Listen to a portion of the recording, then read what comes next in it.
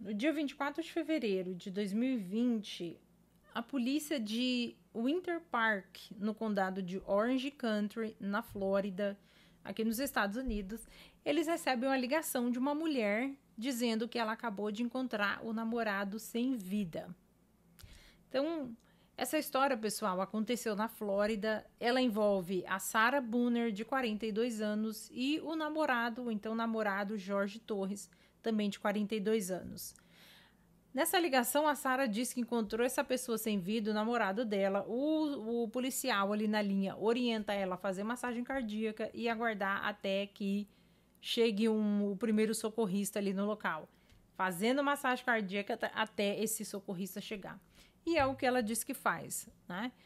Faz ali a massagem cardíaca, quando o socorrista chega, ele já declara o Jorge como sem vida. Então, é uma história muito triste, a história do Jorge é uma história muito triste, e essa história também é muito bizarra pelo lado da Sarah.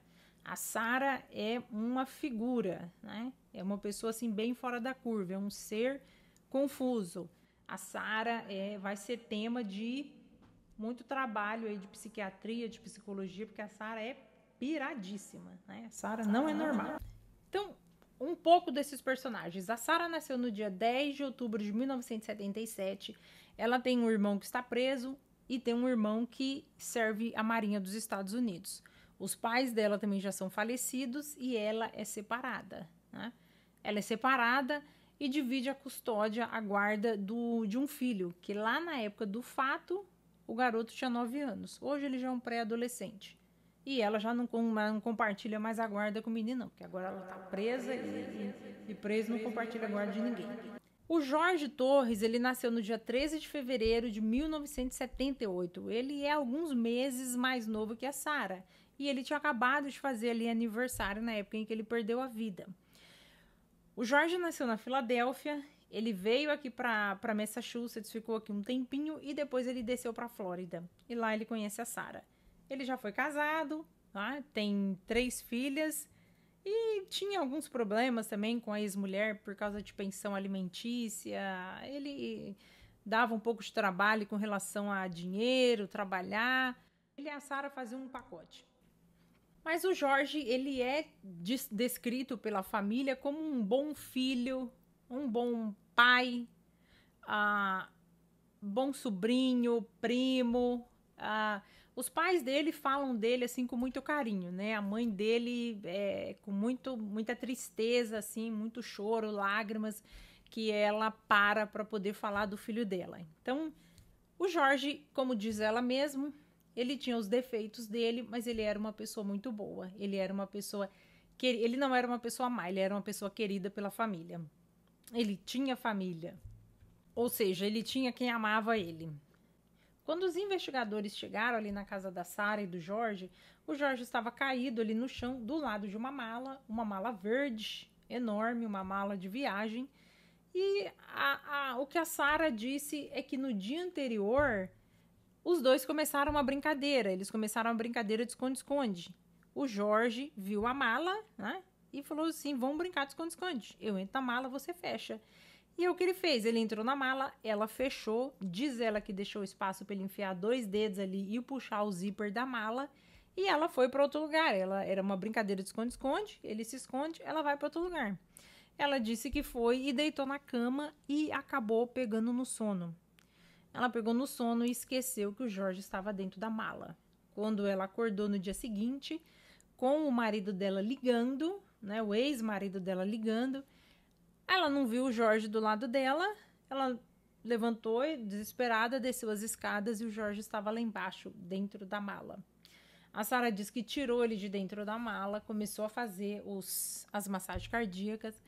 Ela retornou pro ex-marido, porque ele já tinha ligado para ela várias vezes. Ele chegou na casa, assim, em questão de 30 segundos, que ele mora perto. E aí ela ligou para a polícia e continuou fazendo as massagens cardíacas como a polícia mandou ali por telefone. Então esse é o cenário passado pela Sarah, passado para a polícia. Nesse dia, a Sarah estava bem assim, prestativa, colaborando muito com as investigações. A Sarah estava bem assim, ela estava desesperada, tremendo, super apavorada, mas ela estava muito solícita, né? Ela estava super assim, obediente a tudo o que a polícia, investigador, perícia, tudo que eles mandavam ela fazer. Não pode entrar dentro da casa, vai ter que ficar aqui fora, não pode se comunicar com seu ex-marido mais, porque a partir desse ponto é uma investigação. Então a Sarah estava assim super, super solícita. E o tempo todo ela dizendo que foi um acidente. Foi uma brincadeira e ela dormiu. E ela não se lembrou, assim, ela dormiu. Dormiu, quando ela acordou, ele estava dentro da mala. Fez o CPR nele, ligou para a polícia e continuou fazendo as massagens cardíacas. Então, até aí, a Sarah fez tudo assim certinho. Assim que encontrou ele lá, fez massagem cardíaca, ótimo. Ligou para a polícia, melhor ainda. Continuou fazendo as massagens cardíacas, então ela achou que estava assim, ninguém ia desconfiar de mais nada, né? Tudo certo. Só que não é bem assim. O buraco foi bem mais embaixo. Enquanto a polícia estava ali com a Sarah, né, um segurando a Sarah, o outro estava com o ex-marido da Sarah, e aí esse ex-marido já começou a desabar e contar tudo que ele sabia. Que ele estava ligando para a Sarah desde as 11h30 da manhã, porque ele sabia que ela iria se atrasar para buscar o filho deles na escola. Eles têm guarda compartilhada, e aquele era o dia dela buscar o menino, ficar com ele segunda e terça. Então, 11 horas da manhã, ele já começou a ligar para ela, para lembrar que ela tinha que buscar o garoto na escola. Só que ela não atendia, então ele estava ali de 30 em 30 minutos ligando para ela. Ela retornou para ele por volta de 12h40, 12h50. Ela retornou para ele e contou o que aconteceu, que o Jorge estava sem vida, dentro da mala. Ele falou para ela ligar para a polícia, enquanto isso ele desceu para a casa dela. Quando ele chegou na casa dela, ela ainda não havia ligado para a polícia. Ela foi para a varanda fumar um cigarro. Foi beber alguma coisa, uma água, e foi fumar um cigarro. Ele disse que ela estava muito nervosa, muito apavorada. E a hora que ele chegou lá, que ele viu que a polícia não estava lá, e aí ele mandou de novo ela ligar para a polícia. Então, só aí ela ligou para a polícia. Então, ela já mentiu que ela não tirou ele da mala e foi fazer as massagens cardíacas nele. Ela só tirou ele da mala, ela só foi fazer massagem cardíaca nele quando ela ligou para a polícia. Ela não, já saiu fazendo massagem assim que ela tirou ele de lá, não. Quando a polícia pergunta ali para ela o que aconteceu no dia anterior, como que foi o domingo deles, a Sarah descreve assim um domingo incrível, né? Um domingo maravilhoso. De acordo com ela, naquele dia eles iniciaram um quebra-cabeça, né? Começaram um quebra-cabeça novo. Eles fizeram pinturas, brincou com o cachorro. Ela disse que foi assim um dia maravilhoso, que o domingo deles foi assim um dia maravilhoso. Eles iam fazer aquela doação de roupas e terminou o dia, eles pegaram uma garrafa de vinho e começaram a beber. Então, eles dividiram uma garrafa de vinho. Quando foi ali por volta de 10, 11 horas, o Jorge teve a ideia da brincadeira de esconde-esconde. A ideia foi dele, ela colocou ele dentro da mala, ele entrou dentro da mala, ela fechou, os dois riram bastante, ficaram ali se divertindo bastante com ele dentro da mala, e aí ela foi pro quarto. Então, essa é a explicação dela. E tudo isso estaria provado quando os policiais vissem as fotos no celular dela, as fotos dele com o cachorro, as fotos de que eles tiveram assim um domingo muito bom, um domingo muito bonito. Tudo isso seria provado nas fotos. Quando vocês verem as fotos no meu celular, vocês vão entender que tivemos um dia normal, né? Não brigamos, não houve nada de anormal naquele dia. E até aí, a polícia imaginou que, ok, né? Tem as fotos no celular, me dá o celular, levou o celular dela, levou o notebook do filho dela também, e vamos analisar. E a partir daí vai determinar qual vai ser para que caminho que esse processo vai seguir, né? Se foi realmente um acidente ou se foi um crime. A polícia levou o celular da Sarah, levou o laptop, enfim. Quando foi no dia seguinte, no dia 25, chamaram ela para comparecer lá na delegacia para uma nova entrevista. Chegando na delegacia, a Sarah confirma a mesma informação. O domingo maravilhoso, não houve intenção, ela não tinha intenção de fazer aquilo, de esquecer ele dentro da mala, não tinha intenção de nada daquilo. Só que o que a Sarah não se lembrava é que ela filmou o Jorge dentro da mala. E essa filmagem do Jorge dentro da mala não era o Jorge feliz, não era os dois rindo, não era assim, um momento de alegria, de descontração, eles rindo ali do fato dele ter cabido dentro daquela mala. Pelo contrário, o vídeo mostra o Jorge desesperado para poder sair de dentro da mala. Mostra o Jorge implorando para Sarah deixar ele sair de lá de dentro. Sarah, yeah, that's when you do and you shook me. Sarah. Sarah.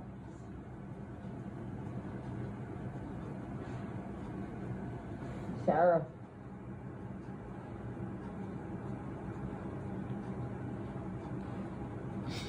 Sarah, I can't breathe, babe. That's on you. E a Sarah debochando da cara dele. Ele chamando ela pelo nome por várias vezes, mas ela fingia que não estava ouvindo. E quando ela respondia falando para ele que tudo aquilo era por tudo o que ele já havia feito ela passar. Chamando ele de estúpido e tudo mais. Então, é um vídeo muito triste, porque são as últimas palavras do Jorge, implorando para viver. E ela simplesmente debochando da cara dele. Um outro vídeo, isso são 2 minutos de vídeo. O outro vídeo já mostra que a mala foi virada. A mala já não está no mesmo lugar e ela está virada. Aí ela fala que ela virou a mala. Quando ela é confrontada com esses vídeos, né, que já cai por terra toda a afirmação de domingo perfeito deles, ela diz que ela não se lembrava desses vídeos, e com certeza não se lembrava mesmo, né, porque senão nunca tinha entregado o celular para a polícia. Ela diz que eles brincavam daquele jeito mesmo, se ofendendo, se punindo daquele jeito, aquilo era o natural deles, né? Ela chamar por ele xingar ela xingar ele, aquilo era o natural deles. Por que ela não atendeu ali, não viu que ele não conseguia sair da mala, que ele estava ficando com a voz fraca? Ela disse que ele conseguiria sim sair da mala, que ela deixou o espaço para ele enfiar 2 dedos ali e sair de dentro da mala, que ele conseguiria sair de dentro da mala, que não era assim, na cabeça dela, ele sairia dali facilmente. Então, ela subiu e foi dormir. A mala estava virada, ela assumiu, né, depois de ter a prova de que a mala já estava de cabeça para baixo, ela assume que ela virou a mala, mas que nada daquilo foi intencional. Então, diante daquele vídeo, a conversa da Sarah já mudou totalmente. Já não foi um dia maravilhoso que terminou com uma brincadeira a pedido dele, que os dois estavam rindo e se divertindo, e ela depois subiu e caiu no sono. Para acabar assim de colocar a última pá na cova da Sarah, a polícia já tinha conversado com o vizinho de parede dela. E o vizinho de parede disse que gritarias ali era comum. Brigas, gritaria, pancadaria dentro da casa da Sarah e do Jorge era comum. Eles brigavam muito. A polícia já tinha ido lá várias vezes. E no dia em que o Jorge perdeu a vida, esse vizinho de parede, ele escutou alguma coisa caindo as escadas. Esse negócio caía as escadas, batia assim, que chegava a balançar a parede da casa do vizinho. Que a parede com parede batia na parede dele e balançava tudo. E ele falou que tinha certeza que era alguma coisa que estava rolando escada abaixo. E ele não sabia o que era. Como já era comum ter briga, gritaria lá, ele nem se incomodou. Então, o Jorge, a polícia acredita que o Jorge foi jogado sim da escada abaixo. A autópsia do Jorge determinou que, assim, uma autópsia prévia, não é a autópsia, o relatório final. Ela mostra que o Jorge tinha machucados na cabeça, os lábios cortados e ele tinha machucado no ombro. O Jorge também tinha muitos arranhões nas costas. Esses arranhões nas costas, a Sarah diz que foi nos momentos, né, íntimos ali do casal. Ela arranhou ele todinho. Não sabemos.